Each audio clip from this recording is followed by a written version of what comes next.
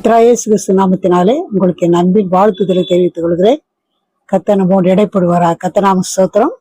இந்த வேளையில நமக்கு எல்லாருக்கும் தேவையான ஆசீர்வாதம், ஒரு பரிபூர்ண ஆசீர்வாதம் வேணும்னு நம்ம விரும்புகிறோம். ஆசீர்வாதம் வேணான்னு சொல்றது யாருமே கிடையாது, தேவைதான். ஆசீர்வாதம் இல்லாமல் நம்ம ஒன்றும் பண்ண முடியாது.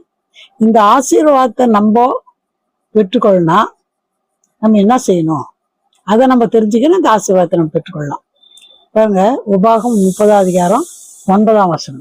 அப்பொழுது உனக்கு நன்மை உண்டாகும்படி உன் தேவனாகிய கர்த்தர் உன் கைகள் செய்யும் எல்லா வேலைகளிலும், உன் கர்ப்பத்தின் கனியிலும், உன் மிருக ஜீவனின் பலனிலும், உன் நிலத்தின் கனியிலும் உனக்கு பரிபூர்ணம் உண்டாக செய்வார். பாருங்க, பரிபூர்ணமா கர்த்தர் நம்மளை ஆசீர்வதிக்கின்றது என்னுடைய சித்தம், அது கொடுக்குறேன்றார். அப்போ அவர் அப்படி எல்லாவற்றிலும் ஆசீர்வாதத்தை கொடுக்கணும்னு சொன்னா, அவர் ஆசீர்வாதம், கர்த்தருக்கு கூட ஆசீர்வாதத்தை நம்மளுக்கு மனுஷர் யாரும் அப்படி செய்ய முடியாது. அப்போ கர்த்தர் நம்மளை ஆசீர்வதிக்க நம்ம என்ன செய்யணும், அதுதான் இப்போ நம்ம பார்க்க போறோம். இது ரொம்ப முக்கியமானது. நீங்க பாருங்க, அதை ஃபாலோ பண்ணீங்கன்னா கண்டிப்பா பரிபூர்ணமான ஆசீர்வாதத்தை கர்த்தர் கொடுப்பார். முதலாவது, நம்ம செய்யற வேலைகள்ல எந்த வேலை செய்தாலும் எல்லாத்தையும் ஒரு ஜபத்தோடு செய்யணும். இது ரொம்ப முக்கியம். தானியேலை பற்றி உங்களுக்கு தெரிஞ்சிருக்கு. தானியேல் 6:10 பார்க்கும்போது, தானியேலோ வென்றால் அந்த பத்திரத்துக்கு கையெழுத்து வைக்கப்பட்டது என்று அறிந்த போதிலும் தன் வீட்டுக்குள்ளே போய் தன் மேல் அறையிலே எருசலேமுக்கு நேராக பல கனிகளை திறந்திருக்க, அங்கே தான் முன் செய்து வந்தபடியே தினமும் 3 வேளையும் தன் தேவனுக்கு முன்பாக முழங்காற்படியிட்டு ஜெபம் பண்ணி ஸ்தோத்திரம் செலுத்தினான். இங்க தானியேலை பற்றி நம்ம பார்க்கும்போது, நல்ல ஒரு சரியான கர்த்தருடைய பக்தன் அவர் தூதன்னு. அவர் எருசலேமில் இருந்து என்ன பண்ணாங்க, சிறையா பிடிச்சுனவரோட கூட பிடிச்சுன்னு வந்தாங்க. வாலிப வயசுல வந்தாங்க. நல்லா கர்த்தருக்கு பயந்த ஒரு மனுஷன். அந்த மாதிரி இருந்து என்ன பண்ணாருன்னா, அவர் வந்துட்டு பிறகு எத்தனையோ ராஜாங்க வேலை செய்தாரு. வேலை செய்தாலும் எல்லார் கண்ணிலும் தயவு கழிச்சு நல்ல மதிப்பு வர வர ஒவ்வொரு ராஜாங்க மாறுறாங்க வழி அவர் அப்படியேதாங்கிறாரு. அந்த ராஜாங்க கண்ணில் தயவு கடித்து நல்ல பதவி உயரெல்லாம் கொடுத்துட்டாரு. அந்த அவ்வளோ ஆசீர்வாதத்துக்கு காரணம் என்னன்னு சொன்னா, இந்த ஜனங்க புறப்பட்டு என்ன பண்ணாங்க, இந்த ஊர்லயே பிறந்து இந்த ஊர்லயே வளர்ந்து நம்ம இருந்தா நமக்கு என்ன பண்ணல, இந்த மாதிரி ப்ரொமோஷனுங்க இந்த மாதிரி பதவி உயர்வுலாம் இல்லை. இவன் அடிமையா பிடிச்சுன்னு நம்ம தேசத்துக்கு வந்தா, நம்ம தேசத்துல இந்த ராஜா எப்படி உயர்த்துறாருன்னு பொறாமப்பட்டு எப்படியாவது குறை கண்டுபிடிக்கணும்னு பார்த்தாங்க. குறை கண்டுபிடிக்கவே முடியல. அவ்வளோ பர்ஃபெக்டா இருந்தார். அது மட்டும் இல்ல, உண்மையா இருந்தார்ல. அது மட்டும் இல்லை, இன்னொரு விஷயம் என்னன்னு சொன்னா, அவர் எதை செய்தாலும் ஜபத்தோடு செய்வார். அவங்க எல்லாம் பிளான் போட்டு இவனை ஜபத்துல தான் இவனை குற்றம் கண்டுபிடிக்கணும்னு சொல்லிட்டு என்ன செய்தாங்க, ராஜா கிட்ட ஒரு வார்த்தை போட்டாங்க. என்னன்னா, இந்த மாதிரி 30 நாள் வர ஒரு மாசம் யாருமே வணங்கக்கூடாது, மட்டும் வணங்கணும். அப்படி வேற யாருன்னா வணங்கினா அவங்களுக்கு சிங்க கபில போடணும்னா அந்த ராஜாக்கு எங்கோ சின்ன அடாடா நமக்கு இவ்வளவு கௌரவம் கொடுக்குறாங்கன்னு சொல்லி இந்த தானியேல் ஞாபகம் வரல. சரி, ஓகேன்ட்டாரு. உடனே பத்திரத்துல கையெழுத்து போட்டாங்க. கையெழுத்து போட்டு அந்த பத்திரத்துல கையெழுத்து போட்ட பிறகு பார்த்தா இந்த மாதிரி இது தானியேலுக்கு தெரிஞ்சிச்சு. பத்திரத்துல கையெழுத்து போயிடுச்சு, நம்ம ஜெபிக்க கூடாது, ஜெபிச்சா சிங்க கபில போடுவாங்கன்னு தெரியும். ஆனா கூட என்ன பண்ணாருன்னா, அவரு அதை பற்றி யோசிக்கவே இல்லை. எப்போ தான் செய்து வந்தபடியே என்ன பண்ணாரா, 3 வேளையும் மேல போய் மேல எழுதி பலகணிகள்லாம் அந்த ஜன்னல்லாம் திறந்துட்டு முழங்கால் படிட்டு வழக்கப்படியே ஸ்தோத்திரித்து கர்த்தரை ஜெபம் பண்ணாரு. இந்த ஜனங்க போறவங்க வரவங்க இவங்க எல்லாம் இதை எப்படி காட்டிக்கணும்னு காத்துனாங்க. பாக்குறாங்க, போறாங்க வராங்க பாக்குறாங்க. இவரு கவலையப்படல, பயப்படுவார்ல, ஜபத்தை நான் விட மாட்டேன் ஜபத்தோட தன் தொழிலை செய்தார். அப்போ 3 வேளையும் செய்தார். அப்போ ஜனங்க பார்த்தாங்க. உடனே என்ன பண்ணாங்க, ராஜா கிட்ட போட்டு கொடுத்துட்டாங்க. ராஜா ஐயோ நம்ம ஏன் இப்படி செய்தோம் தெரியாதுமா பண்ணிட்டோமேனு, இன்னும் வேற வழி இல்லை, பத்திரத்துல கையெழுத்து போட்டதுனால அவரை தூக்கி சிங்க கேபில போட்டாங்க. ஆனா அவரு பாருங்க, அவர் எப்படி கர்த்தர் சிங்க கேபில போட்டாலும் கர்த்தர் என்ன செய்தார்னா, தூதனை அனுப்பி அந்த சிங்கங்க வாயெல்லாம் கட்டி போட்டார். சிங்கங்க வாயில கட்டி போட்டதுனால அந்த சிங்கம் ஒரு சேதமும் பண்ணவே இல்லை. இப்போ இருந்து பாருங்க, ஜபத்தோடு செய்ததுனால அவருக்கு ஒரு தோல்வியும் இல்லை. அதுக்கப்புறம் ராஜா பார்த்தாரு, இவரை தூக்கி வெளியில விட்டுட்டு யார் யார் அவர் மேல சாடி சொன்னாங்களோ, கோல் சொன்னாங்க, அவங்க குடும்பமா தூக்கி போட்டாங்க. அவங்கள ஒரு எலும்பு விடாது அப்படின்னு நொறுக்கிச்சு. இப்போ நம்ம செய்யற வேலைகள்ல எல்லா காரியத்திலும் ஜெபத்தோடு செய்வோமானா கண்டிப்பா ஒரு பரிபூர்ண ஆசீர்வாதம் நம்ம கத்தர் கொடுப்பார். அது மட்டும் இல்ல, நம்ம என்ன பண்ணோம், இந்த வேலைகள்ல கூட என்ன செய்யணும், பரிசுத்தமா இருக்கணும்னு கத்தர் விரும்புறார். பாருங்க, ஆதியாகும் 39:9 இதுல யோசேப்புன்னு ஒரு கத்தரி மனுஷன், அவரும் யோசேப்பு இருந்தார். இவரு அண்ணன் தம்பிங்க போட்டி பொறாமையில் என்ன பண்ணாங்க, அவனை குழியில போட்டு குழியிலிருந்து எடுத்து வித்தே போட்டாங்க. அவங்க போயிட்டு போட்ட பிறகு அங்க எடுத்து போய் அடிமையா வித்துட்டாங்க. அடிமையா எகிப்துல வித்தாலும் அந்த இடத்துல என்ன நடந்துச்சுன்னு சொன்னா, கத்தரோட அவன் இருந்தான். அது மட்டும் இல்ல, அவன் தன்னுடைய பரிசுத்தத்தை காத்துக்கொள்ளணும்னு விருப்பமா இருந்தான். கத்தரோடு உள்ள பயபக்தியில இருந்தான். யோசேப்பு கத்தரோடு இருந்தார், கத்தர் யோசேப்போட இருந்தார் வசனம் சொல்லுது. அப்போ இந்த மாதிரி செய்தப்போ என்ன நடந்துச்சுன்னு சொன்னா, இப்போ அடிமையா இல்லை, எல்லா எதுக்கு செய்தாலும் ஆசீர்வாதமா இருக்குன்னு சொல்லிட்டு அவர் என்ன பண்ணிட்டாங்கன்னா, எல்லா பொறுப்பும் ஒரு எஜமான் மாதிரி மாத்திட்டாரு அந்த அதிகாரி போத்திபார். அப்புறம் என்ன நடந்துச்சு, போத்திபார் மனைவி பாவம் செய்யணும்னு யோசிப்பை கூப்பிட்டா. அவன் நான் மாட்டேன், எத்தனையோ முறை இல்லைன்னு சொல்லி கம்பல் பண்ணே இருந்தா. அப்ப என்ன பண்ணிட்டான்னா, யாரும் இல்லை வீட்டுல வானா உன்னை இல்லை நான் வரமாட்டேன்னு சொன்னதும் என்ன பண்ண, சட்டியை பிடிச்சிட்டான். சட்டியை பிடிச்சி அவன் என்ன பண்ணான், என்னன்னா பண்ணிக்க, என் மேல என்ன பையனை சொல்லி சட்டியை கட்டி போட்டான். பாருங்க, எதுக்காக ஓடினானா, கத்தருக்கு பயப்படுற பயம். நானும் கத்தர் தான் இவ்வளவு தூரம் நடத்தின்னு வர்றாரு, அவருக்கு விரோதமா பாவம் செய்வது எப்படி சொல்லிட்டு தன் பரிசுத்தத்தை காத்து கொள்வதற்காக என்ன பண்ணிட்டான், சட்டை கட்டி போயிட்டான். அதனால என்ன நடந்துச்சு சொன்னா, காரியம் என்ன நடந்துச்சுன்னா, அவ போய் கணவருக்கு சொன்னா, கணவன் என்ன பண்ணா, ஜெயிலே போட்டான். ஆனா ஜெயில போட்டா கூட அவன் ஆசீர்வாதத்தை இருக்கல. அவன் என்ன பண்ணான், அங்கேயும் கத்தர் அவனோட ஜெயில கத்தரோட அவனோடு இருந்தாரு. அங்க கத்தர் என்ன பண்ணாரு, அவனை அங்கிருந்து ஒரு சொப்பனத்துக்கு அர்த்தம் சொன்னதுனால அங்கிருந்து போன ஆளு அந்த பார்வோன்ட்டு சொன்னா, பார்வோனே ஒரு கனவு கண்டு யாருமே அந்த கனவுக்கு அர்த்தம் சொல்ல முடியல.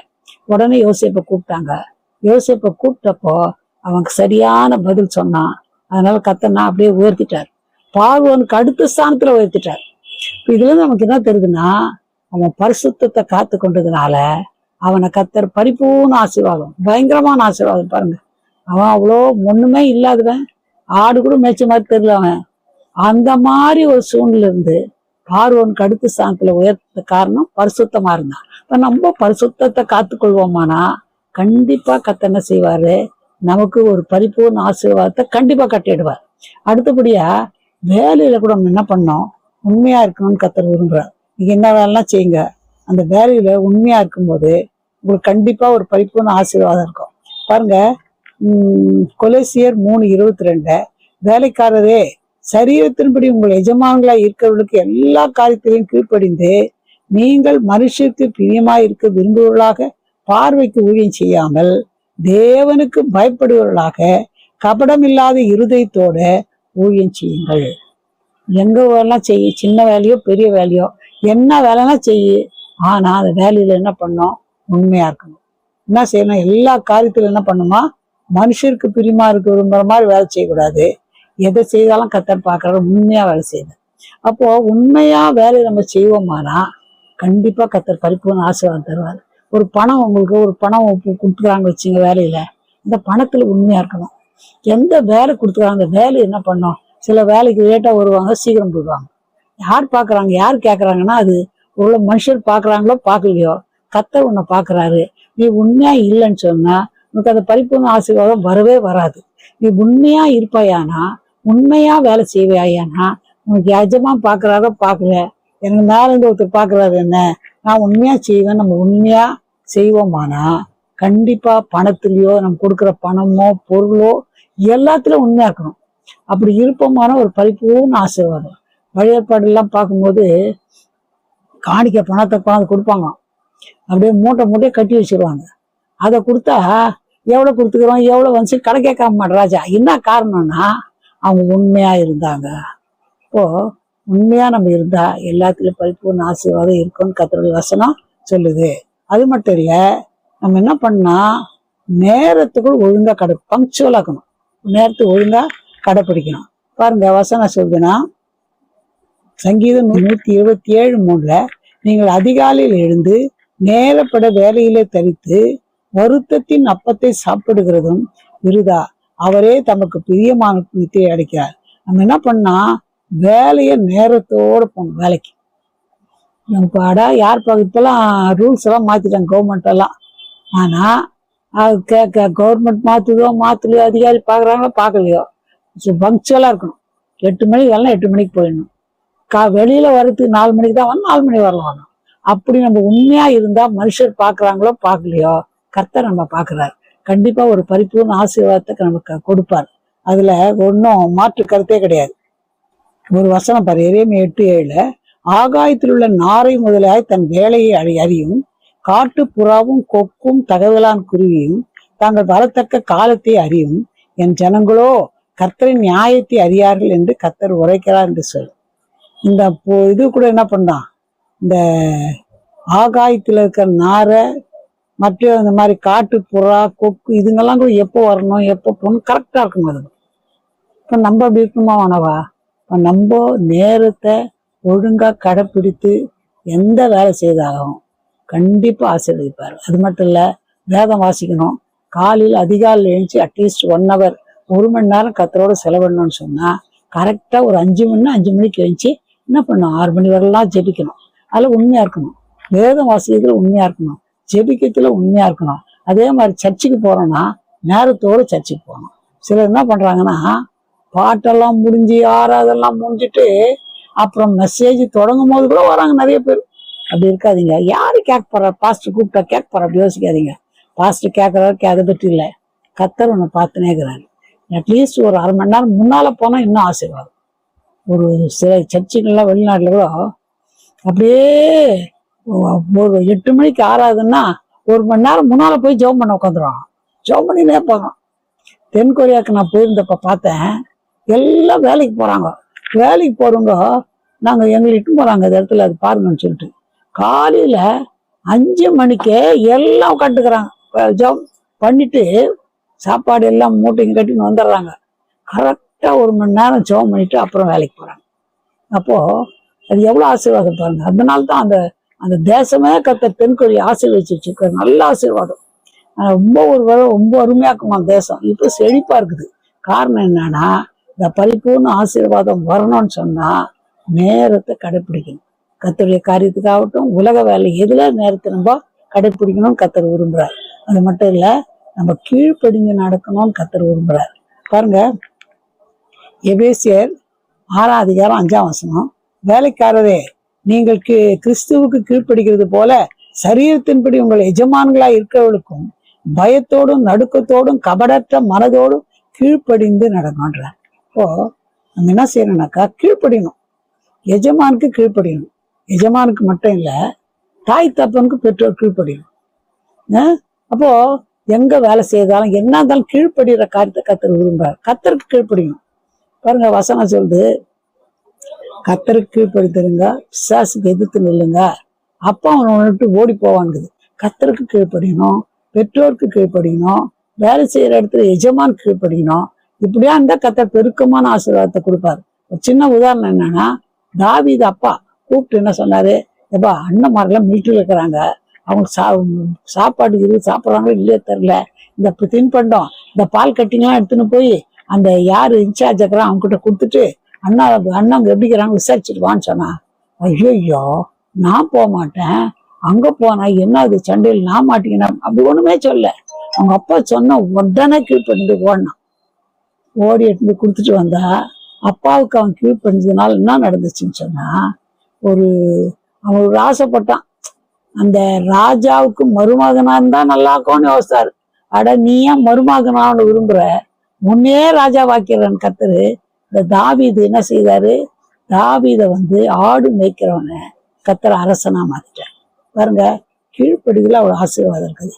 அப்போ இது மாதிரி இருக்கும்போது பரிபூர்ண ஆசீர்வாதம் நமக்கு தேவைன்னா இந்த நான் சொன்ன மாதிரி கீழ்ப்படிச்சு பாருங்க, உண்மையா இருந்து பாருங்க, பரிசுத்தமா இருந்து பாருங்க, ஜபத்தோடு செய்து பாருங்க, எல்லாம் நேரத்தை கடைப்பிடிங்க. கர்த்தர் கண்டிப்பா உன்னை எப்படி ஆசீர்வதிப்பாரா, பரிபூர்ண ஆசீர்வாதத்தை கட்டிடுவார். இந்த ஜெபம் பண்ணலாம்.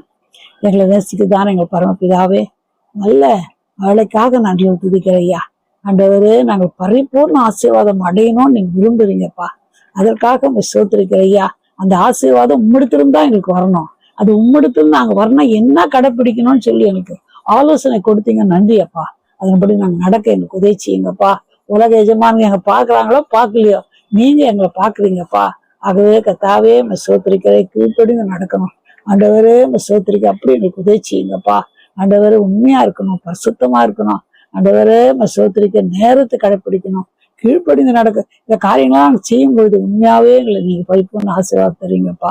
இந்த வேலையில இந்த ஜெபத்தை யார் யார் கலந்து கொண்டிருக்காங்களோ, எந்த சூழ்நிலை இருந்தாலும்ப்பா ஆண்டவரே அவள் சூழ்நிலை நீங்க அறிந்திருக்கிறீங்கப்பா. கஷ்டத்தை அறிந்து, கடனை அறிந்திருக்கீங்க, பிரச்சனையை அறிவிக்கிறீங்க. என்ன கஷ்டத்துல என்ன தேவையில இருந்தாலும் அவளுக்கு ஒரு அற்புதம் செய்து விடுவீங்க.